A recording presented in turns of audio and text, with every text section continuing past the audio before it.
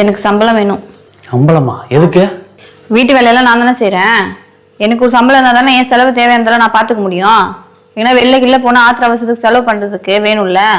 அது எப்படி இருந்தாலும் வெளியே போகும்போது நான் தானே எல்லாத்தையும் செலவு பண்ணுறேன்.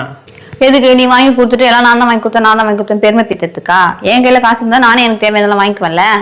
நம்ம வீட்டு வேலையை தானே செய்கிற, அதுக்கு உனக்கு சம்பளம் கொடுப்பாங்களா? ஆமாம், இதுவே நம்ம வீட்டை வேலைக்கு ஒரு ஆள் வச்சா அவங்களுக்கு சம்பளம் கொடுப்பல. நான் சம்பளம் இல்லாமல் உனக்கு வேலை செய்யறதா தானே உனக்கு என் மதிப்பு தெரிய மாட்டேங்குது. சும்மா இருக்கிறேன் என்னன்னு சொல்லிட்டு இருக்கீங்க.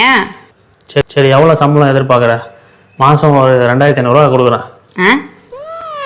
2500 எந்த மூளை? எப்படி பத்தோம்? அது பத்தாது. அதிகமாக கொடுத்தா தான் வீட்டில் வேலை செய்வேன். இல்லைன்னா நான் வெளில எங்கேயாவது வேலைக்கு போய்க்கிறேன். வீட்டு வேலை நீ பார்த்துக்கோ. உனக்கு தேவையான எல்லா செலவும் நான் தானே பார்த்துக்கிறேன். அதுவே தனி செலவு தானே. உனக்கு எக்ஸ்ட்ராவாக சம்பளம் கொடுக்குறது எதுக்கு? போது அர்ஜென்ட்டு அவசரம் அப்படின்னா செலவு பண்ணிக்க வச்சுக்க அப்படின்னு சொல்லிட்டு நான் கொடுக்குறேன்.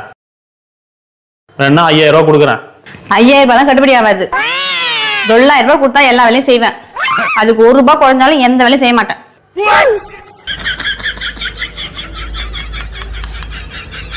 சரி, மாதம் மாதம் உன் அக்கௌண்ட்டில் போட்டுறேன். நீ எடுத்து செலவு பண்ணி. சரி.